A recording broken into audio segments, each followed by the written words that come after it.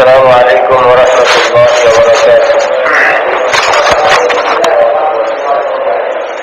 إن الحمد لله الذي وفقنا للوصول في المسجد لأداء صلاة الجمعة، فنحمده حمدا كثيرا ونشكره شكرا وافرا.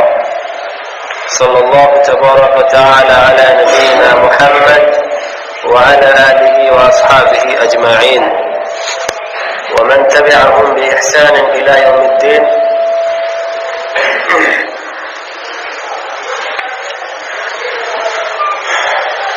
أما بعد, আল্লাহ তাআলার জন্য অসংখ্য শুকরিয়া, যিনি অন্যান্য জুমার ন্যায় এই জুমা আমাদেরকে মসজিদে সময় মতো আসার তৌফিক দান করেছেন। শুকরিয়া আদায় করে আলহামদুলিল্লাহ। গত জুমা আলোচনা করছিলাম যে আল্লাহ কর্তৃক নির্ধারিত আইনের মাধ্যমে দেশ রাষ্ট্র চালালে একমাত্র তাতেই শান্তি আসতে পারে। কোন গণতন্ত্র, রাজতন্ত্র, সমাজতন্ত্র, অন্যান্য তন্ত্র মন্ত্রের মাধ্যমে রাষ্ট্র চালালে তাতে শান্তি আসবে না, এটাই কথা।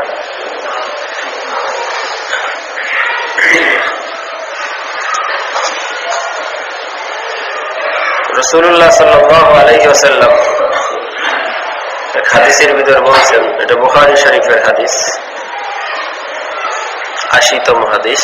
عن أنس رضي الله تعالى عنه قال قال رسول الله صلى الله عليه وسلم إن من أشراط الساعة أن يرفع العلم ويثبت الجهل ويشرب الخمر ويظهر الزنا رواه البخاري. হযরত আনাস রাদিয়াল্লাহু তাআলা আনহু থেকে বর্ণিত, তিনি বলেন রাসূল সাল্লাল্লাহু আলাইহি ওয়াসাল্লাম বলেছেন যে কিয়ামতের বড় বড় আলামত বা নিদর্শনের মধ্য থেকে হলো, এক নম্বরে আইয়ুরফা আল ইলম, জ্ঞান উঠে যাবে। ইলমে দ্বীন কি হবে? উঠে যাবে। তার মানে কি? থাকবে না। দ্বীনের জ্ঞানী মানুষ থাকবে না, ইলমে দ্বীন উঠে নিয়ে যাওয়া হবে। 2 নম্বর ওয়ায়াসবুতাল জাহলু, মূর্খতা প্রতিষ্ঠিত হয়ে যাবে। জাহেলদের রাজত্ব, জাহেলদের জয় জয়কার হতে থাকবে। মূর্খ মানুষের সংখ্যাই বেড়ে যাবে দ্বীনের ব্যাপারে। রাসূলুল্লাহ সাল্লাল্লাহু আলাইহি ওয়াসাল্লাম যখন দাওয়াত দিয়ে মানুষদেরকে মুসলিম বানালেন,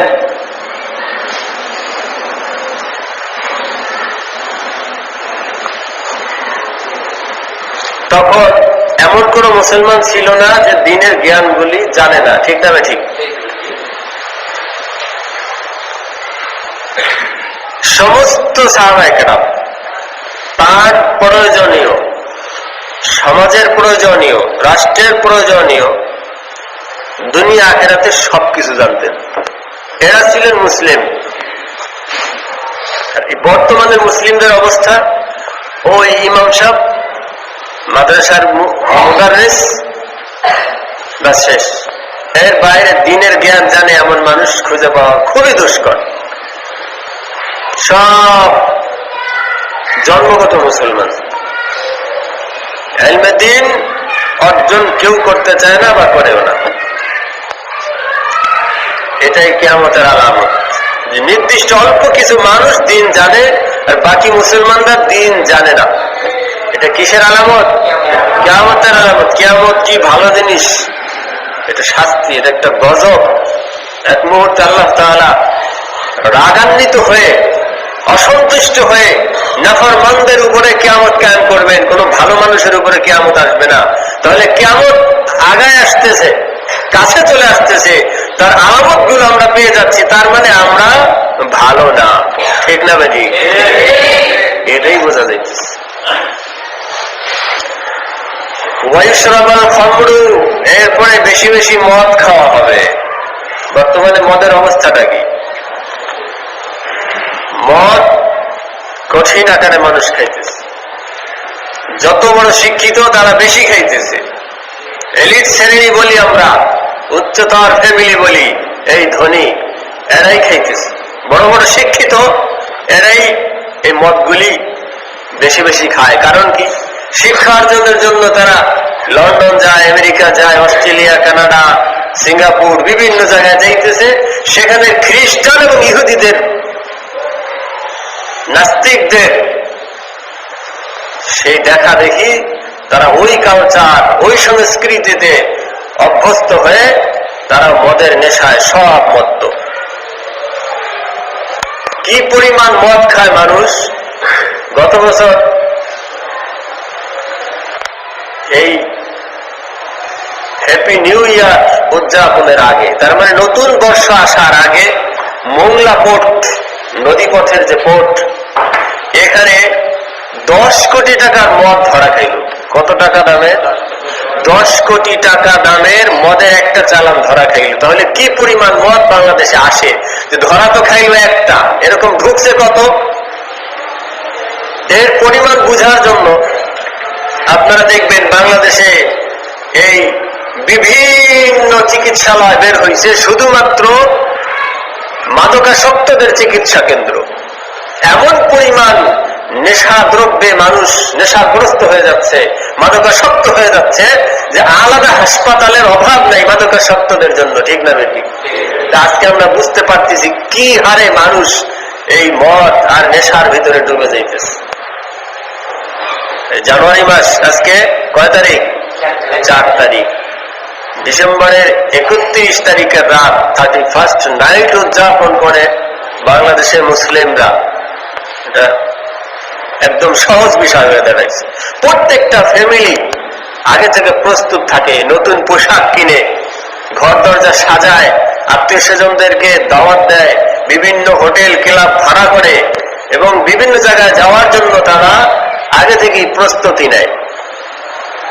এতটা আনন্দ করে যতটা আনন্দ তারা মুসলমানদের ঈদেও করে না। কারণ মুসলমানদের ঈদে কিছু ইবাদত করা লাগে, মসজিদে যায় নামাজ পড়তে হয়, মাঠে যায় নামাজ পড়তে হয়। হুজুরদের ওয়াজ শুনে ওইদিন মনটা কিছুক্ষণের জন্য হলে একটু নরম হয়ে যায়, খারাপ লাগে। আর এটি এমন একটা অনুষ্ঠান যেখানে কোনো বিধিনিষেধ নাই। সরকার রাস্তায় শুধু পাহারা দেয়, হোটেলগুলো যে সব খোলা, এখানে কোনো পাহারাদারি নেই। কোনোদিন পেপারে দেখবেন না যে 31st নাইট উদযাপন করতে গিয়ে যারা মাতাল হয়ে বিভিন্ন কাজ করছিল ওই সমস্ত হোটেলে পুলিশ বা র্যাব হামলা দিয়েছে, হানা দিয়েছে, এটা কোনোদিন শুনবেন না। ওখানে যায় নিরাপদ, রাস্তা বের হয় না, ঘরে যা পাও তাই তোমরা করতে থাকো।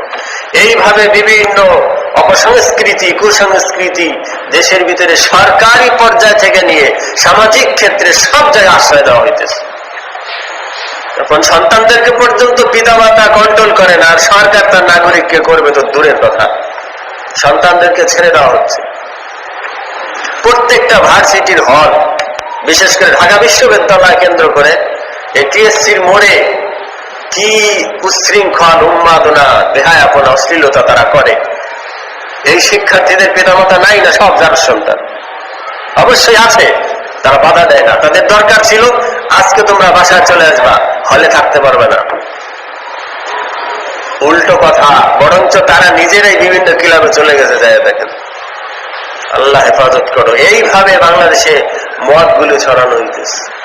মদ খায়া এই 31st নাইট উদযাপন করে। পত্রিকা আসছে, এক লোক এই ইচ্ছা মতো ওই দিন মদ খায় হুন্ডা চালাইতেছিল, গাড়ির তলে পড়ে জায়গায় বেড়ে মাতলামি করা অবস্থায় হুন্ডা চালাইতেছিল। এ তো একটা দুইটা ঘটনা, আরো কত ঘটনা আছে যা পেপার পত্রিকা আসে না।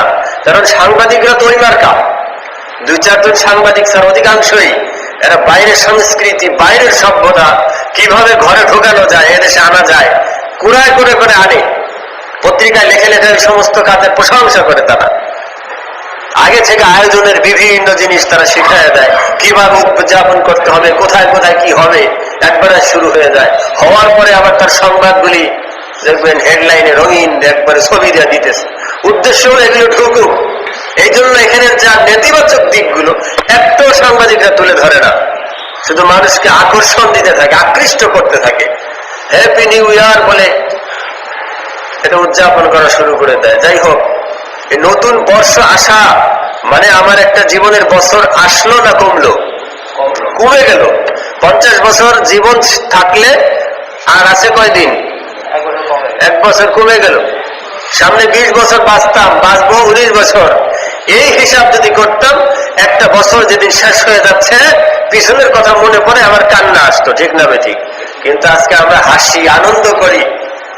আজকে বছর একটা শুরু করলাম কিসের মাধ্যমে? খারাপ অশ্লীলতা বেহায়াপনার মাধ্যমে শুরু করলাম। এখান থেকে আওয়াজ পাওয়া গিয়েছে, এই সামনে মেডিকেলের ছাত্রাবাস, আশপাশ, এইভাবে বিভিন্ন জায়গা থেকে আওয়াজ আসছে রাত্রেবেলায়, যে তারা হু হা করে চিৎকার করতেছে। আরে তোমার এই আওয়াজ তো খ্রিস্টানদের আওয়াজের সাথে মিলে গেল, তোমার এই আওয়াজ তো ইহুদিদের আওয়াজের সাথে মিলে গেল, সে আমেরিকার ধর্মহীন লাল কুত্তাদের আওয়াজের সাথে মিলে গেল। কিসের মুসলমান? কিসের মুসলমান হইল? তো ওয়ায়ুশরাবুল খামরু, বেশি বেশি করে মদ খাওয়া হবে। ওয়ায়াজহারা জিনা, জিনা বেড়ে যাবে। এবং ইয়াজহার শব্দ বলা হয়েছে প্রকাশ পাবে, মানে প্রকাশ্যে জিনা বেবিচারী হইতে থাকবে, এমন আকারে ছড়াবে সমস্ত জায়গায়, এটা চলতে থাকবে। আল্লাহ হেফাজত করে। এই জিনিসগুলি এত সহজলভ্য হয়ে গেছে, এই বিভিন্ন এই যে আধুনিক প্রযুক্তির কারণে জিনাটা প্রকাশ্য হয়ে গিয়েছে। এটি আল্লাহ নবী বললেন ওয়ায়াজহারা জিনা, আখির জামানা কিয়ামতের আলামত কি? জিনা বেবিচারী বেড়ে যাবে, প্রকাশ হয়ে যাবে, এটা গোপন থাকবে না। গোপন রুমে কি হচ্ছে না হচ্ছে এই আধুনিক প্রযুক্তির মাধ্যমে সারা বিশ্বে ছড়ায় যাইতেছে। জিনা, অনেকে বলে যে ইসলাম শেখের ধর্ম, নাউজুবিল্লাহ, পুরাতন ধর্ম। সাহাবায়ে কেরামগণ এবং রাসূল সাল্লাল্লাহু আলাইহি ওয়াসাল্লাম, নাউজুবিল্লাহ, এরা আধুনিক প্রযুক্তি সম্পর্কে কিছুই জানতেন না। জানতেন না, তো এই হাদিস দ্বারা কি বোঝা যায়? ওয়ায়াজহারা জিনা, জিনা ছড়িয়ে পড়বে, প্রকাশিত হয়ে যাবে। এটা আল্লাহ নবী জানতেন না কিভাবে হবে। ওই যুগে শব্দগুলি ব্যবহার করার কোনো প্রয়োজন ছিল না। এটাই ইসলামের শাশ্বত বিধান।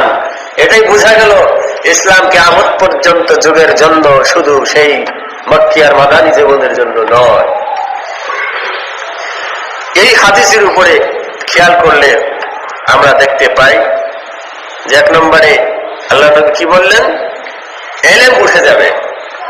তার মানে কি? মূর্খতা বাড়বে, এলেম উঠে যাবে। দিন ইসলাম ধ্বংস হওয়ার একটা আলামত। এলেম না থাকলে আমল থাকতে পারে, আর আমল না থাকলে ইসলাম থাকতে পারে? অসম্ভব ব্যাপার। আল্লাহ তাআলা শর্ত করে দিয়েছেন, এটা আগে তোমাকে জানতে হবে যে আল্লাহ ছাড়া কেউ নাই, এরপরে মুখে বলতে হবে এবং মনে স্বীকার করতে হবে। তাহলে এলেম কমে যাবে, জাহালাত প্রতিষ্ঠিত হবে, তার মানে দিন ধ্বংস হয়ে যাবে। এরপরে মদ খাবে মানুষ, বেশি বেশি মদ খাবে। এর দ্বারা কি বুঝি? মস্তিষ্ক নষ্ট হয়ে যাবে। মানুষের কি নষ্ট হয়ে যাবে? মস্তিষ্ক নষ্ট হয়ে বিবেকহীন হয়ে পড়বে। কোন মানুষ কোন খারাপ কাজকে খারাপ মনে করবে না, ভালো কাজকে পছন্দ করবে না, এবং কাউকে খারাপ কাজ থেকে কোনোদিন বাধা দেবে না, উৎসাহ প্রদান করবে, প্রতিযোগিতার মাধ্যমে পুরস্কার দেওয়ার ব্যবস্থা করবে। তাই তো হইতেছে। বলে যা পর সুন্দরী প্রতিযোগিতা, গানের প্রতিযোগিতা, নাচের প্রতিযোগিতা, এইভাবে প্রতিভা বিকাশের নামে আজকে বিভিন্ন স্যাটেলাইট টিভি গুলো, বিভিন্ন এই যে আকাশ সংস্কৃতি, ইলেকট্রিক মিডিয়া, এরা যা করছে বিভিন্ন প্রতিযোগিতার মাধ্যমে অপসংস্কৃতি ও কুসংস্কৃতিকে আরো জাগানোর জন্য, বাড়ানোর জন্য প্রতিযোগিতা এবং পুরস্কারের ব্যবস্থা করতেছে। ঘরে ঘরে পুরস্কারের ব্যবস্থা করতেছে। এটাই হইতেছে ইশরাবুল খামর, বিবেকহীন হয়ে পড়বে মানুষ নেশাগ্রস্ত হয়ে। ওয়াজহারা জিনা, জিনা বেবিচারী বেড়ে যাবে। তাহলে সন্তানরা যার সন্তান হবে না, তার মানে আপনার বংশের কোনো নিরাপত্তা থাকবে না, বিবেকের কোনো নিরাপত্তা থাকবে না। তারপরে কি হবে? আপনার ইজ্জতের কোনো নিরাপত্তা থাকবে না, দ্বীনের কোনো নিরাপত্তা থাকবে না, সামাজিক সমস্ত নিরাপত্তা, মৌলিক যে নিরাপত্তাগুলো তা ধসে পড়বে। বংশের হেফাজত হবে না, দিন ধর্মের হেফাজত সম্ভব নয়, জানমালের হেফাজত সম্ভব নয়, ইজ্জত আবরুর হেফাজত সম্ভব নয়। আরেকটা হাদিস পড়ি, বুখারী এবং মুসলিম উভয় কিতাবে। বুখারীর 81তম এবং মুসলিমের 2671তম হাদিস। হযরত আনাস রাদিয়াল্লাহু তাআলা আনহু থেকেই বর্ণিত, আনাস قال لو حدثنكم حديثا لا يحدثكم احد بعدي سمعت رسول الله صلى الله عليه وسلم يقول من أشراط الساعة أن يقل العلم ويظهر الجهل ويظهر الزنا وتكثر النساء ويقل الرجال حتى يكون ل50 امرأة القيم الواحد. আল্লাহ নবী সাল্লাল্লাহু আলাইহি ওয়াসাল্লাম এই হাদিসটি বর্ণনার আগে আনাস রাদিয়াল্লাহু তাআলা আনহু একটা কথা বলছেন যে তোমাদেরকে এমন একটি হাদিস আমি তোমাদের শুনিয়ে যাচ্ছি যেটা আমার পরে আর কেউ হয়তো শোনাবে না। আল্লাহ নবীকে আমি বলতে শুনেছি, তিনি বলছেন কিয়ামতের বড় বড় আলামতগুলোর মধ্যে থেকে 1 নম্বর জ্ঞান কমে যাবে এবং মূর্খতা প্রতিষ্ঠিত হবে সমাজের ভিতরে, জিনা প্রকাশিত হয়ে যাবে এবং মহিলার সংখ্যা বেড়ে যাবে আর পুরুষদের সংখ্যা কমে যাবে। কমতে কমতে আর মহিলাদের সংখ্যা বাড়তে বাড়তে কি হবে, হাত্তা ইয়াকুনা লি50 ইমরাতান আল কাইয়িমুল ওয়াহিদ, 50 জন নারীর একজন মাত্র অভিভাবক দায়িত্বশীল থাকবে। নাউযুবিল্লাহি মিন যালিক। এখানেও সেই 1 নম্বরে সেই এলেম কমা এবং মূর্খতা প্রতিষ্ঠিত হওয়ার কথাটা আসলো যে সমাজে দিন জানে এমন মানুষ খুব কম। এখন দেখবেন ওলামা একটা শ্রেণী আছে আলাদা, ঠিক না ঠিক? এরা সারা দিনের কেউ জানে না আর বাকিরা সব জানতেছে দুনিয়া। কিসের মুসলিম আপনি? যার এলেম নেই দিন সম্পর্কে সে দিনদার হতে পারে না, কারণ এটা ফরজ। তালাবুল ইলমি ফরিদাতুন আলা কুল্লি মুসলিম ওয়া মুসলিমা। এরপর জিনা প্রকাশিত হয়ে যাবে, ইন্টারনেট সহ এই মোবাইলের মাধ্যমে এটা প্রকাশিত। আজকে ঘরের গোপন জিনিস সবাই বাইরে, আল্লাহ হেফাজত করুক। ওয়াতাকসুরান নিসা, এখানে একটা জিনিস বললেন যেটা আগের হাদিসে নাই, মহিলাদের সংখ্যা বাড়তে থাকবে। ওয়ায়াকিল্লার রিজাল, পুরুষদের সংখ্যা কমতে থাকবে। এটা জন্মগত নয়, জন্মের হার সিস্টেমে আল্লাহ তাআলা ভারসাম্যটা তো ঠিকই রাখবেন। যুদ্ধ বিগ্রহের ইঙ্গিত পাওয়া গেল। কিসের ইঙ্গিত? এমন পর্যায়ে মানুষের ভিতরে লড়াই আর যুদ্ধ শুরু হবে, এই যুদ্ধের আধিক্যের কারণে পুরুষরা সব আস্তে আস্তে মরে মরে কমতে থাকবে, মহিলার সংখ্যা বেড়ে যাবে। একজন মানুষ বংশে বাঁচা আর বংশের সমস্ত পুরুষরা মরে গেছে, তার মা আছে বাবা নাই, বোন আছে দুলাভাই নাই, মেয়ে আছে জামাই নাই, ফুফু আছে ফুফা নাই, খালা আছে খালু নাই, মামি আছে মামা নাই, চাচি আছে চাচা নাই। এইভাবে করতে করতে সমস্ত পুরুষ আত্মীয়রা মরে গেছে। এই একজন ব্যক্তি এই সবাইকে পালা লাগবে, কি কঠিন একটা অবস্থা হবে, দুর্যোগ নেমে আসবে। সেটাই কিয়ামতের মুহূর্ত। আল্লাহ আমাদেরকে হেফাজত করুক। এটাই আল্লাহ নবী বললেন যে এমন অবস্থার সৃষ্টি হবে, জানের নিরাপত্তা, ইজ্জতের নিরাপত্তা, মালের নিরাপত্তা, দিনের নিরাপত্তা এবং বংশ বিস্তারের নিরাপত্তাটা কিছুই থাকবে না। এটা কাছে আসছে না? আমেরিকার একজন দাওয়াতে ইসলাম গ্রহণের পরে তিনি সাক্ষাৎকার দিয়েছেন যে আমি ইসলাম গ্রহণের আগে যে জগতে ছিলাম সেই জগতে থাকার সময় আমি বিবাহিত ছিলাম, তবে আমার সন্তানরা যারা জন্ম নিয়েছে আমি বলতেই পারি না এটা আমার সন্তান না কার সন্তান, এটা আমি নিশ্চিত নই। এমনি ভাবে কোন মাও নিশ্চিত নয়। তার মানে কোন নিরাপত্তা নাই ইজ্জতের। অফিস আদালত, রাস্তাঘাট, পার্ক, মার্কেট, সমস্ত জায়গায় এইগুলি চলতেছে। কারো কোন ইজ্জতের নিরাপত্তা নাই। বংশ বিস্তারের, বংশ ভালো থাকা, হারামি মুক্ত, যার সন্তান মুক্ত বংশ থাকার কোন নিরাপত্তা নাই। এই সেই আমেরিকার সভ্যতা, ইউরোপ কান্ট্রির সভ্যতাকে আমরা সভ্যতা বলি। এটা সভ্যতা না পশুত্ব? পশু হার মানায়।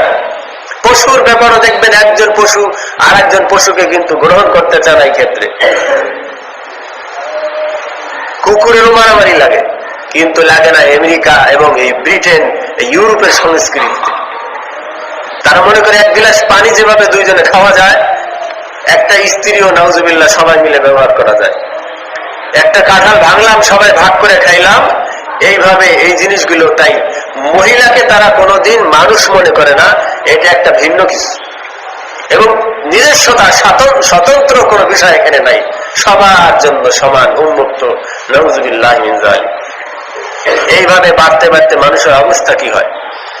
দেশের প্রতিও কোনো মহব্বত থাকে না, ধর্মের প্রতিও কোনো মহব্বত থাকে না, ছেলে সন্তানের প্রতিও কোনো মহব্বত থাকে না, কারণ তার সন্তান কিনে সে তো নিজেই জানে না কিসের আদর করবে। সে দেশে যায় দেখবেন শিশুদের আশ্রম আলাদা, শিশুদের পালার মতো পিতামাতা নাই, জন্মের পর হাসপাতাল থেকে পালায় চলে যায়, রাইখে চলে যায়, বাস শেষ, ঠিকানা পর্যন্ত নেই। এগুলি সব সরকার পালে। লজ্জা করে না যার সন্তান পালো? এরপরে যখন বয়স হয়ে যায় বিরুদ্ধদের পালার জন্য কোনো সন্তানই তো নেই, কারণ কষ্ট করে কোনো সন্তানকে তারা পালে নাই, তো কে পালবে?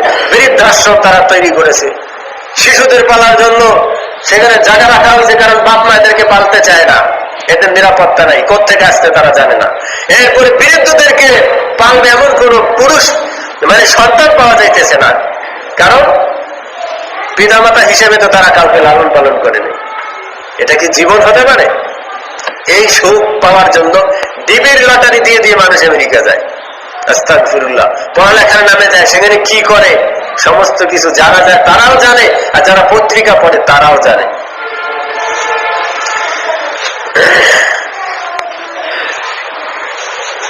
এই হাদিস দুটো দ্বারা আমরা বুঝলাম আমাদের জীবনের নিরাপত্তা গুলো কিয়ামতের আগ মুহূর্তে কি হয়ে যাবে?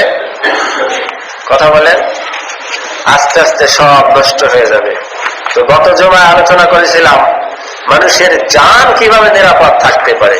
সেখানে আমরা বলেছি কিসাসের মাধ্যমে, চুরির, হাত কাটা, এরকম জিনার বিচার হওয়া ইত্যাদি যে আল্লাহ তাআলা নাজিল করেছেন এই বিধানগুলো, কোরআনের বিধান দ্বারা যদি রাষ্ট্র চালানো সম্ভব হয় তাহলে একমাত্র কি আসতে পারে? শান্তি আসতে পারে।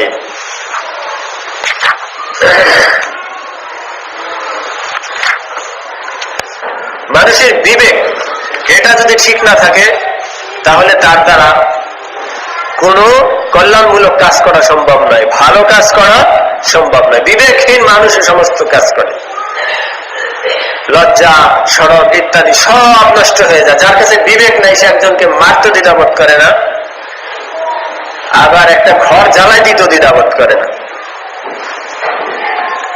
সূরা বাকারার একটা আয়াত আল্লাহ তাআলা বলেন, ইয়াসআলুনাকা আনিল খামরি ওয়াল মাইসিরি কুল ফীহিমা ইসমুন কাবীর ওয়া মানাফিউ লিন-নাস ওয়া ইসমুহুমা আকবারু মিন নাফইহিমা ওয়া ইয়াসআলুনাকা মাযা ইউনফিকুন কুলিল আফওয়া কাযালিকা ইউবাইয়িনুল্লাহু লাকুমুল আয়াতি লাআল্লাকুম তাতাফাক্কারুন। সূরা বাকারা 219তম আয়াত। মানুষের বিবেক নষ্ট হওয়ার ব্যাপারে এই আয়াত আল্লাহ তাআলা বলছেন, হে নবী, আপনাকে তারা জিজ্ঞাসা করে মদ সম্পর্কে এবং জুয়া সম্পর্কে, আপনি বলে দিন এই উভয়টার ভিতরে রয়েছে মারাত্মক গুনাহ, তবে এই দুটোর মধ্যে মানুষের কিছু উপকারও রয়েছে, কল্যাণও রয়েছে, তবে এর গুনাহ, এর ক্ষতি উপকারের চাইতেও মারাত্মক এবং বেশি। يا أيها الذين آمنوا إنما الخمر والميسر والأنصاب والأزلام رجس من عمل الشيطان فاجتنبوه لعلكم تفلحون إنما يريد الشيطان أن يوقع بينكم العداوة والبغضاء في الخمر والميسر ويصدكم عن ذكر الله وعن الصلاة فهل أنتم منتهون। سورة মায়েদার আয়াত আল্লাহ তাআলা স্পষ্ট বলতেছেন, হে মুসলিমগণ, হে মুমিনগণ, নিশ্চয় মদ আর জুয়া, ওয়াল আনসাব ওয়াল আজলাম, দেব দেবী প্রতিমা ইত্যাদির নামে জব দেওয়া পশু, তীরের মাধ্যমে নির্ধারণ করা এই সমস্ত ভাগ্য নির্ধারণী জিনিস সমূহ, রিজসুন, সব নাপাক, মিন আমালি শয়তান, শয়তানের কার্যাবলী, ফাজতানিবুহু, এগুলো তোমরা পরিত্যাগ করো, লাআল্লাকুম তুফলিহুন, তাহলেই তোমরা একমাত্র সফল হতে পারবে। এরপরে আরেক আয়াতে বলছেন, ইন্নামা ইউরিদু শাইতান, শয়তান চায় ইউকিয়া বাইনাকুম আল আদাওয়াত ওয়াল বাগদা, যে তোমাদের মাঝে মদ এবং জুয়ার মাধ্যমে সৃষ্টি করবে চিরস্থায়ী শত্রুতা এবং ক্রোধ, রাগ ইত্যাদি। ওয়াইসুদ্দাকুম আন সাবিলিল্লাহ, আর তোমাদেরকে ফিরিয়ে ফেলবে, সরিয়ে ফেলবে, সরিয়ে দিবে আল্লাহ তাআলার জিকির থেকে, ওয়ানিস সালাতি, নামাজ থেকে, ফাল আনতুম মুনতাহুন, এরপরে কি তোমরা ছাড়বে না? মদ আর জুয়ার মাধ্যমে মানুষকে শয়তান কি করতে চায়? শত্রুতা বাঁধিয়ে দিতে চায় মাঝখানে, এবং এর মাধ্যমে বিশেষ করে আল্লাহ তাআলার ইবাদত থেকে, বিশেষ করে তার জিকির এবং নামাজ থেকে গাফেল করতে চায়। ঠিক না বেঠিক? যারা ঘুমাইতেছে উঠায় দেন। এখানে খেয়াল করে দেখি যে মদ আর জুয়া সম্পর্কে প্রশ্ন করে, তা আপনি বলে দিন এর ভিতরে মারাত্মক ধরনের পাপ আছে আর সাময়িক কিছু লাভও আছে। সাময়িক লাভটা কি? সেই লাভটা হলো যে মদ বিক্রি করে ব্যবসা করে, মদের ব্যবসা, তার লাভ হয় না? এটা একটা লাভ। তাছাড়া শারীরিক কোনো লাভ এতে আসতে পারে না, শারীরিক ক্ষতি ছাড়া কোনো লাভ এতে আসে না। এই হলো লাভ, যে মদ বিক্রি করে কিছু কি পাওয়া যায়? টাকা পাওয়া যায়। তবে মদ বিক্রি করে আবার যদি কায়দার মধ্যে ধরা খাওয়া যায় তাহলে তো অবস্থা টাইট। কিন্তু কোনো সমস্যা নাই, মদের ব্যবসায়ীরা ধরা খায়, আবার সাংবাদিকরা লিখে দেয় উল্লেখ্য এর পূর্বেও তিনি 5-6 বার গ্রেফতার হয়েছিলেন। তো 5-6 বার এই মদের মামলায় গ্রেফতার হইলেন, আবার তিনি মদের ব্যবসা শুরু করলেন, তার মানে কি? এটা একটা খেলা, বাংলাদেশ সরকারের এটা একটা খেলা, মানুষকে দেখানো যে অমুককে গ্রেফতার করছি।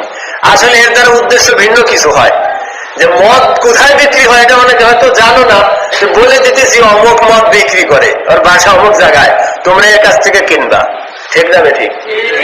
সাংবাদিকরা বিভিন্ন জিনিসের বদনাম করে, যে অমুক জায়গায় এই বিক্রি হইতেছে, অমুক জায়গায় এই হইতেছে, এই হইতেছে। উদ্দেশ্য থাকে খারাপ, ওটা প্রতিহত করা উদ্দেশ্য না, উদ্দেশ্য অ্যাডভার্টাইজ করা, যে তুমি অস্ত্র কিনবা অমুক অমুক জায়গায় বিক্রি হয়, মদ কিনবা অমুক অমুক জায়গায় বিক্রি হয়, খারাপ কিছু কিনবা অমুক অমুক জায়গায় বিক্রি হয়। নাউযুবিল্লাহি মিন যালিক। এটা অ্যাডভার্টাইজ সরকারের, যে মদ খাবা, অস্ত্রবাজি করবা, এর জায়গা তো চিনো না, অমুক অমুকের নাম নাও, পত্রিকা আসছে না, এগুলি নিয়ে তারপরে তোমরা সংগ্রহ করো। সমস্তগুলি ইহুদি খ্রিস্টানদের দালাল। এই দালালরা এই সমস্ত জিনিস করে। একটা মানুষ বাংলাদেশের আইন অনুযায়ী এই মাদকতার ব্যবসা করার কারণে গ্রেফতার হইলে তার যে শাস্তি হওয়ার কথা তা যদি হইতো, 6 মাসের ভিতরে 3 বার তার গ্রেফতার হওয়া এটা অকল্পনীয় বিষয় ছিল। অস্ত্র মামলায় গ্রেফতারকৃত লোকের যদি আসল শাস্তি হইতো, বছরের ভিতরে কয়েকবার তার গ্রেফতারের কথা পত্রিকা আসতে পারত না। এতে 1-2টা আসে, বহু ঘটনা আসে না, 1-2টা আসে। এই মদের গুণাটাই বেশি। এটা ছিল শুরুর আয়াত, যখন মদকে হারাম করা হয় নাই। পরবর্তীতে মদকে যখন হারাম করা হইল, হুররিমা আলাইকুম দিয়ে আল্লাহ তাআলা একবারে হারাম করে দিলেন। যেদিন মদ হারাম হইল, সমস্ত একেবারে সাহাবায়ে কেরাম যার যার কাছে মদ ছিল সব মটকাগুলি উঠে ভেঙে রাস্তায় ফেলায় দিলেন। ওই মুহূর্তে ফেলায় দিলেন। এক সাহাবী বলতেছেন, যেই মুহূর্তে মদের আয়াত নাজিল হইল, এটা আমি শুনলাম, তখন আমি মদ খাইতেছিলাম। ওটা শরবতের মতো বিষয় ছিল, জাহিলি যুগ। সবাই সব ফালায় দিলেন, চিরতরে হারাম হয়ে গেল। জীবনে আর কোনোদিন ধরেন নাই। মদের জন্য এরকম বিধান জারি করা হইল, 80 ডোররা মারা হবে। কয় ডোররা? হযরত আলী রাদিয়াল্লাহু তাআলা আনহু বলেছেন যে মদ খেলে মানুষ মাতাল হয়ে যায়, তখন মানুষকে গালিগালাজ করে, আর গালিগালাজের ভিতরে তহমত মানে অপবাদ দেয়, আর অপবাদের শাস্তি যেহেতু 80 ডোররা, অর্থাৎ যে মদ খাবে তার শাস্তিও কত? 80 ডোররা বেত্রাঘাত করা হলো। এরপরে খেয়াল করে দেখেন, লাআল্লাকুম তুফলিহুন, মানুষের সফলতা আসতে পারে মদ, জুয়া ইত্যাদি ছাড়লে। জুয়া কাকে বলে? জুয়া এটা আমরা আধুনিক জুয়া বললে লটারি বলতে পারি। কিসের লটারি? 10 টাকা যদি লেগে যায়, আছে না নেই? 100% জুয়া, 100% হারাম। অনেকেই জানে না বিষয়টা কি। হুজুর আমি অন্ধদেরকে সহযোগিতা করতেছি, বিভিন্ন এক একটা নামে এরা বের করে, হৃদরোগ ইনস্টিটিউট খুলবো, এই হাসপাতাল খুলবো, এই করব এই করব। একদম ধোঁকাবাজি আর দাগাবাজি। সেটার জন্য আপনি বিনা লটারিতে তো চাইতে পারেন, 10 টাকার একটা কুপন তৈরি করেন, তার মাধ্যমে টাকা উঠান, মানুষ দান করুক। এখন একটা ভেলকিবাজিতে দান করে, এই 1 নম্বর যে কে হয় খুঁজে পাওয়া যায় না। এটা খুব মুশকিল ব্যাপার। বড় বড় পুরস্কার ওই বাড়ির মালিক আর ওই যে নগদ 25 লক্ষ টাকা, এটা যে কে পায় এটা খুঁজেই পাওয়া যায় না। এই বাকিগুলি যারা পায় তারা আনে কিনা, বাড়ি মনে করেন পটুয়াখালী, পাইছে 1000 টাকা, সে ঢাকায় সে টাকা নিবে? বহুত শর্ত আছে। অফিসে সরাসরি হাজির হইয়া ওই টিকিট দেখাইয়া তারপরে প্রমাণ সহ নিতে হবে। 1000 টাকার জন্য সেই তার জেলা থেকে গ্রাম থেকে আসা সম্ভব? এই সমস্ত মানুষ ঢাকা শহরে আসে গ্রাম থেকে, কিচ্ছু টের পায় না, ইচ্ছা আমাদের সব টিকিট কিনে। যদি লেগে যায় গরিব মানুষ, সোনের ঘর বিল্ডিং হয়ে যাবে, কচু হবে তোমার। কয়জনের বিল্ডিং হয়েছে? 2-1টা ঘটনা এরকম দেখা যায়, বাস্তবে ঘটে। তাছাড়া অধিকাংশ জায়গায় ধোঁকা। এরপরে কথা হলো, আপনি দান করবেন, সওয়াব পাবেন, কিন্তু এখানে দান করলে, এই সিস্টেমে দান করলে আপনার গুনাহ হবে। গরিবকে ডক্টর ইউনূস দান করে, গরিবের খুব সহযোগিতা করি, দারিদ্র মুক্ত করি সুদের মাধ্যমে। সমস্ত সুদের বাবা হইয়া, নেতা হইয়া কিয়ামতে ডক্টর ইউনূস উঠবে, দেখবেন অবস্থা। এর পিছনে থাকবে কারা? যারা থাকবে এই মসজিদেও বহুত আছে, বিভিন্ন নামাজি মানুষ, হাজি মানুষ, মুসলিম মানুষ, এমনকি অনেক ছোটখাটো আলেম যারা বোঝে না, এলমে দিন সম্পর্কে তেমন জানা নাই, সবাই ডক্টর ইউনূসের সিস্টেমে জড়িত। ইউনূসের শুধু গ্রামীণ ব্যাংক নয়, বিরাট আশা, জাগরণী, এই ধরনের বিভিন্ন সংগঠন যা রয়েছে, সুদী সংগঠন, সুদী ব্যাংক সহ, সুদী ব্যাংক, ব্যাংকে মাসালা বললে তো অবস্থাটা, সমাজের সমস্ত মানুষ 2-4 জন ছাড়া সুদী ব্যাংকের সাথে জড়িত। অনেকে বলে, হুজুর আমি ব্যাংকে শুধু চাকরি করি। হ্যাঁ, তোমার অবস্থা ওটাই। যে লেখে, যে সাক্ষ্য থাকে, যে নেয়, যে দেয়, সমস্ত গুলি গুণাগার। কোন মাধ্যম হইলে গুণাগার। অনেকে বলে, হুজুর আমি শুধু এই ইন্স্যুরেন্সের সাথে পুরোপুরি জড়িত না, আমার কোনো অ্যাকাউন্ট নাই, আমি শুধু এগুলি উঠে দিই, আমি অফিসের একজন দারোয়ান, কোনো কাজ হবে না। ওই অফিসের গাড়ির ড্রাইভারও সুদখোর, ওই অফিসের পিওনও সুদখোর, ওই অফিসের দারোয়ানও সুদখোর। ক্লিয়ার? স্পষ্ট হইতে হবে। এরপরে জোয়া কাকে বলে? 1 নম্বরে লটারি। 2 নম্বর, এই জোয়া আমরা তো জানি না, ওই সমস্ত খেলাকেও জোয়া বলা হয় যেই খেলাগুলো ইসলাম বিরোধী হারাম খেলা। ট্রফি আছে, পুরস্কার আছে যত খেলায়, এই খেলাগুলো সব হারাম। এই ক্রিকেট খেলা, তারপরে কি খেলা, ফুটবল খেলা, এগুলো যে ইন্টারন্যাশনাল খেলাগুলো সব হারাম। টেনিস খেলা কন, র্যাকেট খেলা কন, যা কন, সব হারাম। একমাত্র হালাল হইতে পারে ব্যায়ামের জন্য নিজস্ব গণ্ডিতে পুরস্কার বিহীন সামান্য সময়ে সতর ঠিক রেখে তারপরে যদি খেলেন, ভিন্ন কোনো কারণ হবে। অনেকে পেপসির বোতল, কোকের বোতল, 500 টাকা একটা এরকম কাপ ইত্যাদি দিয়ে ছোট ছোট খেলা, এইগুলিও হারাম। 1 টাকার বিনিময়ে কোনো খেলা হইলে সেটাও হারাম হয়ে যাবে। এই হারাম খেলাগুলো কেন হারাম? বলে হুজুর হারাম কেন? 1 নম্বরে এটা বদ্দিনদের আবিষ্কার। 2 নম্বরে এই খেলাগুলো দেখতে দেখতে ওই দলের প্রতি মহব্বত বাড়ে, ওই এরপরে ওই দেশের প্রতি মহব্বত বাড়ে, ওই খেলোয়াড়ের প্রতি মহব্বত বাড়ে নাকি বাড়ে না? তাদের পতাকা ছাদে উড়ায়, পতাকা উড়ায় ছাদে। এরপরে কি করে? ঘরে ছবি টানায় রাখে খেলোয়াড়ের, ওই খেলোয়াড়ের ছবিওয়ালা গেঞ্জি গায়ে দেয়, তার মতো ক্যাপ পরে, তার মতো ট্রাউজার পরে, তার মতো জার্সি পরে, ওইরকম ব্যাট, ওরকম বল, সমস্ত কিছু সে সব সময় কল্পনা করতে থাকে যে অমুক কখন কিভাবে কি করে। ঠিক না? ঠিক। এই যে অবস্থাগুলো, যে একটা কাফের, একটা মুশরিক, একটা বদ্দিন, মুসলিম হইলেও সে কাফের যে খেলায় জড়িত। বাংলাদেশে আশরাফুল কাফের, হাবিবুল বাশারও কাফের, এরপরে আমি তো বাকি নামগুলো বলতে পারতেছি না, পাকিস্তানের ওই শহীদ আফ্রিদিও কাফের। এরকম একটা হারাম কাজকে যারা পেশা বানায় নিছে, তাবলিগে যাইতে পারে, পীরের দরবারে যাইতে পারে, দাড়ি রাখতে পারে, নামাজ পড়তে পারে ওই স্টেডিয়ামের মাঠে, মুসলিম হতে পারে না। হারাম খেলাকে পেশা বানায় আবার বলতেছে মুসলিম তাই সাপোর্ট করি। মুসলিমের জন্য এরকম ট্রফির খেলা, ইন্টারন্যাশনাল কোন খেলা এগুলি হতে পারে না। এরপরে নামাজ কামাই দেয়, এর এগের বিধা আসলো আমি সলা। নামাজ থেকে শুধু তারা বিরত থাকে তাই নয়, যতগুলি দর্শক থাকে তারাও নামাজ কাজা করে। এরপরে টিভির দর্শকগুলো নামাজ কাজা করে নাকি করে? আজকে এই খেলায় মত্ত হয়ে মানুষ সময় নষ্ট করতেছে, জীবন নষ্ট করতেছে, ইবাদত ঈমান নষ্ট করতেছে। কত টাকার অপচয় হইতেছে, হাজার হাজার টাকা দিয়ে টিকিট কাটে। আশ্চর্য হয়ে গেলাম, এত টাকা দিয়ে আবার শুধু খেলা দেখে। এরপরে বলদ মানুষ স্টেডিয়ামে যারা দেখে, এদের চাইতে বলদ আর নাই পৃথিবীতে।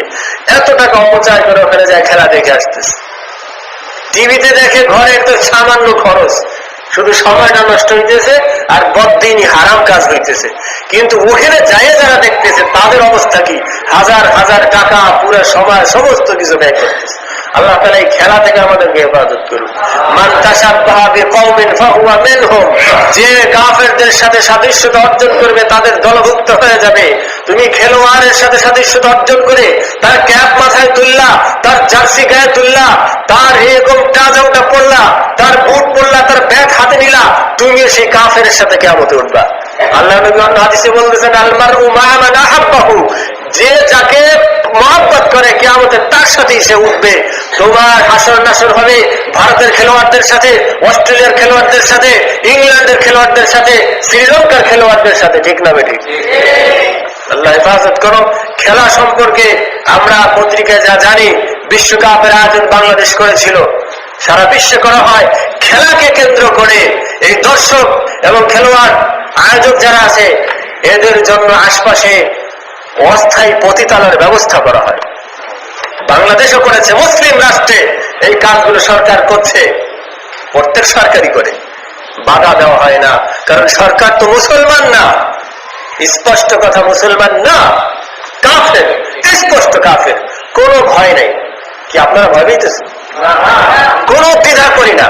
কারণ কোরআন হাদিস দ্বারা যারা রাষ্ট্র চালায় না, যারা বদ্দিন, যারা পর্দা মানে না, সুদের ভয় করে না, ঘুষের ভয় করে না, দুর্নীতির ভয় করে না, ইসলামের বিরোধিতা করে, তারা কোনদিন মুসলিম হতে পারে? শুধু মরার সময় জানাজা, এরপরে 40 কুলখানি মোনাজাত মিলাদ, এগুলি কবরে কিচ্ছু যায় না। যে বেঈমান তার জন্য যতই খতম করেন এগুলি কবরে যায় না। হুজুরকে পাইতে খাওয়াইলেও কোনো গুনাহ মাফ হবে না, অ্যাকাউন্ট দিত নেই। এই জন্য এই খেলা থেকে আমরা বিরত থাকবো তো ইনশাআল্লাহ। ইনশাআল্লাহ।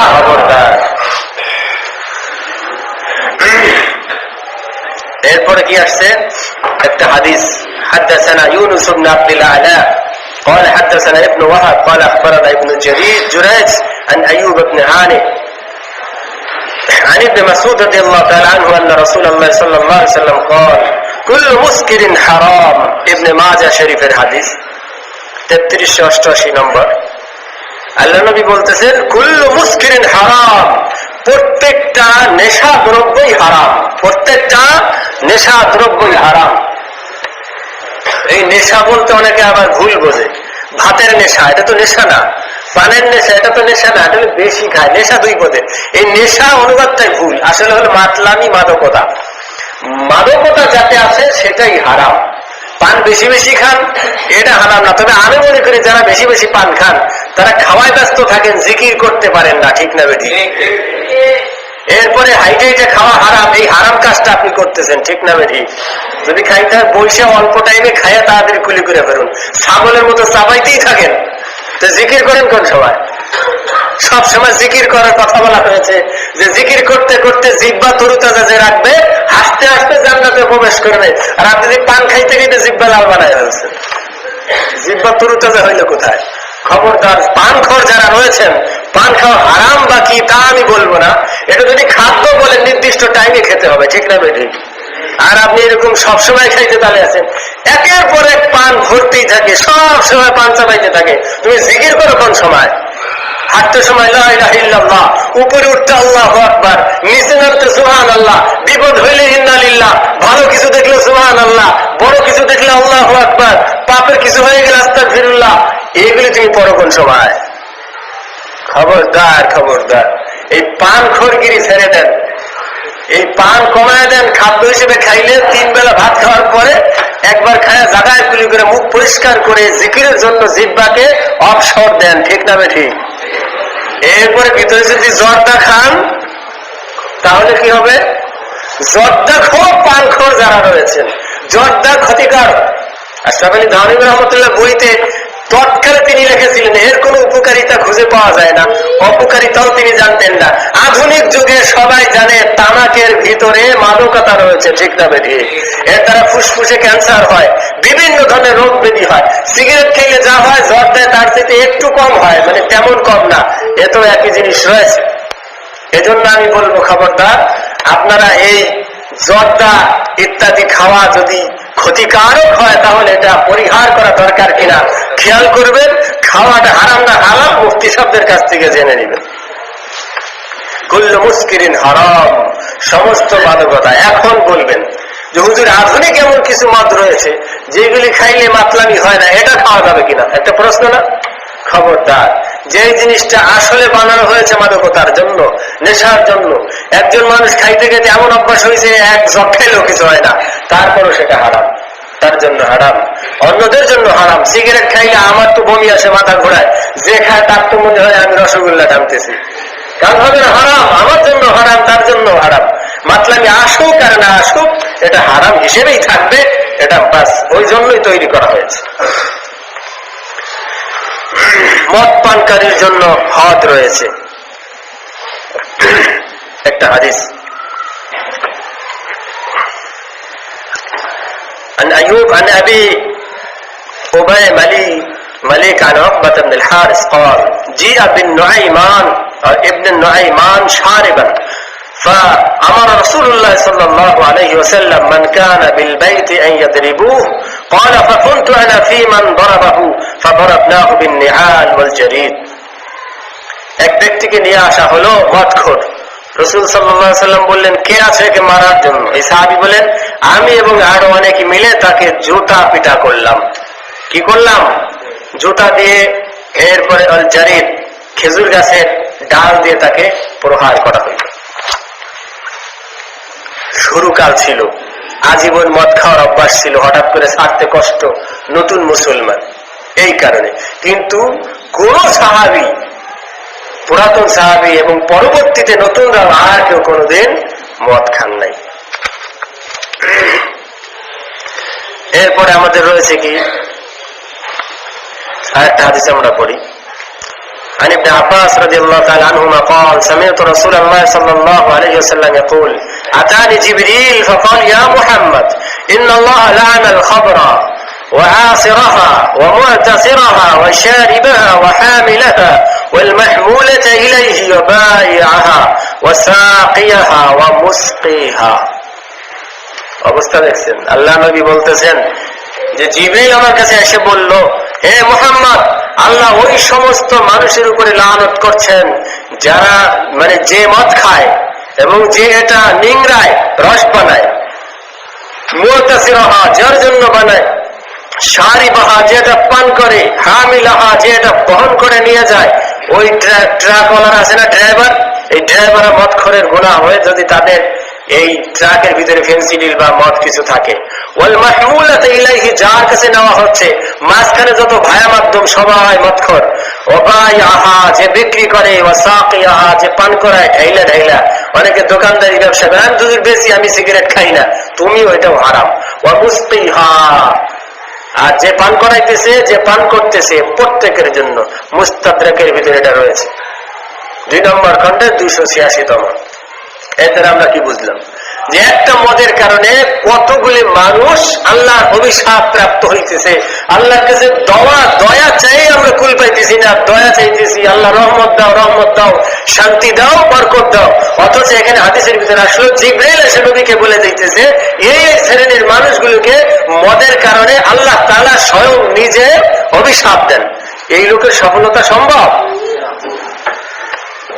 এগুলো থেকে আল্লাহ তাআলা আমাদেরকে দূরে থাকার তৌফিক দান করুন। এরপরে রইল জিনার বিষয়টা, লা তাকরাবুজ জিনা ইন্নাহু কানা ফাহিশাতাও ওয়া সাআ সাবিলা। সূরা ইসরার 32 নম্বর আয়াত আল্লাহ তাআলা বলেন, তোমরা জিনার কাছেও যাও না, কাছেও যাও না। অনেকে কৌতূহলবশত একটু কথা বলা শুরু করে যে বেশি কিছু করবো না, কথা বলবো, তারপরে বলে বেশি কিছু না, ফ্রেন্ড বানাবো, ফ্রেন্ডশিপ শুরু হয়েছে। নাউজুবিল্লাহ, বিভিন্ন মাধ্যমে এগুলি তৈরি করে দিচ্ছে, সহযোগিতা করতেছে, অনেক পত্রিকা ফ্রেন্ডশিপ করে দেয়। এখানে আল্লাহ তাআলা এই জন্য বললেন লা তাকরাবুজ জিনা, কাছেও যায় না, ইন্নাহু কানা ফাহিশা, এটা একটা অশ্লীলতা, ওয়া সাআ সাবিলা, খুবই মারাত্মক একটি পন্থা।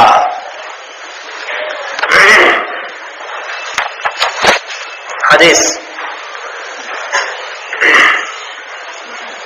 قال رسول الله صلى الله عليه وسلم أنه أمر في من زنى ولم يحسن بجلد 100 وتغريب عام। বুখারী শরীফের ভিতরে আছে, রাসূল সাল্লাল্লাহু আলাইহি ওয়াসাল্লাম বলেন, অবিবাহিত মানুষ যদি জিনা ব্যভিচারে লিপ্ত হয়ে যায় এবং তার যদি সাক্ষী দ্বারা সেটা সাব্যস্ত হয়, সেক্ষেত্রে তাকে 100 দোররা মারা হবে। কতটা? 100টা বেত্রাঘাত করা হবে এবং 1 বছরের জন্য তাকে এলাকা থেকে দেশান্তর করা হবে, দূরে কোথাও পাঠিয়ে দেওয়া হবে। আধুনিক যুগে এই মোবাইলের মাধ্যমে তো দূরে গেলেও কাছে হয়ে যায়, যত দূরেই থাকুন আপনি কাছে। এই জন্য তাকে আটকায় রাখাই সবচেয়ে নিরাপদ, যে এমন জায়গায় থাকবে তার কোনো মোবাইল থাকবে না, কোনো যোগাযোগ থাকবে না ওই মহিলার সাথে যার সাথে সমস্যা হয়েছিল। এইভাবে দুইজনকে কি করতে হবে? বেত্রাঘাত করতে হবে এবং দূরে রাখতে হবে। তাহলে বোঝা গেল কমপক্ষে 1 বছর যোগাযোগ বিহীন না থাকলে আবার কিছু ঘটার সম্ভাবনা রয়েছে। আল্লাহ আমাদের হেফাজত করুন। এরপর রজমের এখানে একটা হাদিস রয়েছে যে বিবাহিতরা যদি করে, ওইভাবে যদি সাক্ষীর মাধ্যমে সাব্যস্ত করা হয়, এটা কিন্তু বড় কঠিন। 4 জন সাক্ষী লাগবে, অথবা তার নিজের মুখে স্বীকার করতে হবে। অপরাধী যদি নিজেই স্বীকার করে, সেক্ষেত্রে আর কোনো সাক্ষীর প্রয়োজন হবে না। বুখারী শরীফের ভিতরে এরকম রয়েছে, রজম করা হয়েছিল তৎকালে। আল্লাহ নবী এটা প্রতিরোধ করার জন্য কি সিস্টেম আল্লাহ তাআলা বলে দিলেন, ফানকিহু মা তাওবা লাকুম মিনান নিসা, সূরা নিসা 3 নম্বর, যে তোমরা কি করো? বিবাহ করে নাও। কি করো? যাদের এরকম আল্লাহ তাআলা যৌবন দান করছেন। এটা কার দেওয়া? এটা নিয়ামত নাকি গজব? এটা একটা নিয়ামত।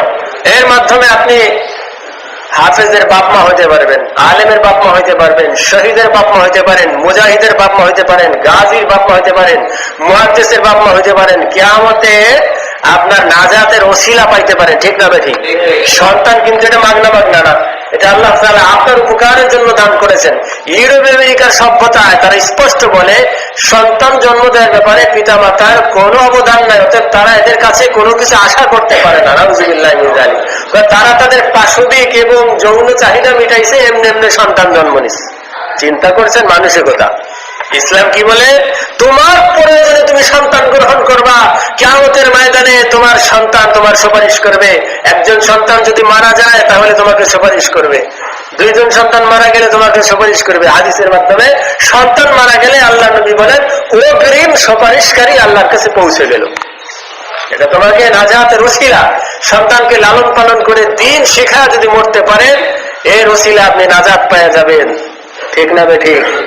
এই জন্য সন্তান এটা আল্লাহ তাআলার দান। এটার মাধ্যম কি? বিবাহ। জিনা ব্যভিচারের মাধ্যমে সন্তান হইতে পারে? এটা তো জাত সন্তান। এটার কারণে আমার কিয়ামত আরো নষ্ট হইল, আখিরাত আরো নষ্ট হইল, দিন ঈমান দুনিয়া সবকিছু কি হয়ে গেল? নষ্ট হয়ে গেল। হাদিসে আল্লাহ নবী বলেন, ইয়া মাশারাশ শাবাব, হে যুবকেরা, মান ইসতাতা মিনকুমুল বাআতা ফালইয়াতাযাওয়াজ, তোমাদের মধ্যে যারা সক্ষম তারা যেন বিবাহ করে নেয়। কারণ কি? ফাইন্না আহাদ্দু লিল বাসার, এটা চোখকে নত করে দেয়। আহসানু লিল ফারাজ, লজ্জাস্থানকে হেফাজত করে। ওয়া মান লাম ইয়াস্তাতি, কেউ যদি এমন হয় তার পক্ষে আর সম্ভব নয়, ফাআলাইহি বিসসাওম, সেজন্য রোজা রেখে নিজেকে কন্ট্রোল করে। ফাইন্নাহু লাহু উইজা, কেন এটা তার মতো কন্ট্রোলকারী হবে। ওয়ালা হুমা আন আব্দুর রহমান ইবনে ইয়াজিদ, এই হাদিসে আরেক জায়গায় রয়েছে, সেখানে আসছে ইয়া মাশারাশ শাবাব। যাই হোক, এই হাদিস দ্বারা আমরা কি বুঝলাম? বুখারী মুসলিম উভয় এটার ভিতরে রয়েছে। 1 নম্বর খণ্ডে 110 নম্বর হাদিস। যুবকদেরকে বলছেন সক্ষম হলে তোমরা বিবাহ করে নাও। সক্ষম মানে কি 5 তলা গাড়ি আর বাড়ি না, শুধুমাত্র এমন একটা রুমের ব্যবস্থা যদি আপনার কাছে থাকে, যেই রুমকে খাস করে আপনার স্ত্রী ব্যবহার করতে পারবে। আপনার স্ত্রীর জন্য শুধু একটা রুম। আশরাফুল থানভী রাহমাতুল্লাহ আলাইহি বিবাহ ও পারিবারিক জীবন, এটা আপনারা দেখবেন। এমন একটা রুম জরুরি, ঘর হইলে ভালো, আলাদা ঘর হইলে বাড়ি হইলে ভালো, তবে অন্তত এমন একটা খাস রুম যদি থাকে, যেই রুমটা আপনার স্ত্রী একান্ত ভাবে নিজের বানায় ব্যবহার করতে পারবে, তাহলেই আপনি বিয়ার জন্য সক্ষম। শারীরিক সক্ষমতা এটা 1 নম্বর শর্ত। এরপরে আর্থিক সক্ষমতা কি? মোটামুটি হইলেই হবে, এমন না যে সোনা গয়না সব দেওয়া লাগবে, খবরদার। নিম্ন পর্যায়ের একটা মহারানা ধৈরা, কোনো মতে 10,000 টাকা 12,000 টাকা মহারানা ধৈর্য বিবাহ করতে পারে। নিম্ন মহারানা তো 10 দিরহাম, এটা আছে মনে হয় 3.25 ভরি রূপা বা 3.25 ভরি, এটা বেশি দাম না, এর দ্বারা আমরা করতে পারি। তাহলে বিবাহ করতেই হবে, উপায় নেই। আর একে আমরা বলতেছি মাস্টার শেষ করার আগে বিয়ে করবো না, অনার্স শেষ করার আগে বিয়ে করবো না, চাকরি শেষ করার আগে বিয়ে করবো না, পিতা মাতাও করতে দেয় না। এই যুবকদেরকে আমি ঘোষণা দিয়ে দিলাম, এই সমস্ত পিতা মাতার কথা মানা হারাম। যে পিতামাতা বলতেছে তোমার শিক্ষা শেষ হওয়ার আগ পর্যন্ত বিয়ে করাবো না, এই পিতার এই অর্ডারটা মানা যাবে না, বিয়ে করে নিতে হবে। প্রয়োজনে নিজে নিজে বিয়ে করে নিতে হবে। আমাকে ডাক দিন, ইনশাল্লাহ বিয়ের ব্যবস্থা করে দেবো। ওলামা ইকরাম যারা রয়েছেন তাদের কাছে যায়া এরপরে বিবাহের ব্যবস্থা করতে হবে। খবরদার এই পিতামাতা কিয়ামতের ময়দানে আল্লাহ নবী বলেন, যার সন্তান বয়স্ক হয়ে গেল বিবাহের ব্যবস্থা করলো না, এরা মাঝখানে জিনা, বেবিচারি, প্রেম যা কিছু করবে সমস্তগুলোর গুনাহ তারা তো পাবে, পিতামাতাও পাবে। বুঝবা খেলা, হাজি সাহেব বসে আসো, সন্তানকে বিয়ে করাও না। অনেক পিতামাতা এই জন্য ছেলেকে বিবাহ দেয় না যে ছেলের কামাই সব বউ খাবে, বলে নাউজুবিল্লাহ। খবরদার, আপনার ছেলে বিবাহ না করে প্রেম করতেছে, রাত জেগে গল্প করতেছে, বিভিন্ন জায়গায় আড্ডা দিতেছে, এরপরও পড়ালেখা যদি ক্ষতি না হয় তাহলে আমি 100% গ্যারান্টি দিয়ে দিলাম বিবাহের মাধ্যমে পড়ার ক্ষতি তো দূরের কথা, আরো লাভ হবে। অবৈধ প্রেম চালায় যে শিক্ষা চালায় যেতে পারতেছে, প্রেমিকা যে পালতে পারতেছে, বউ পালা তার পক্ষে আরো সহজ।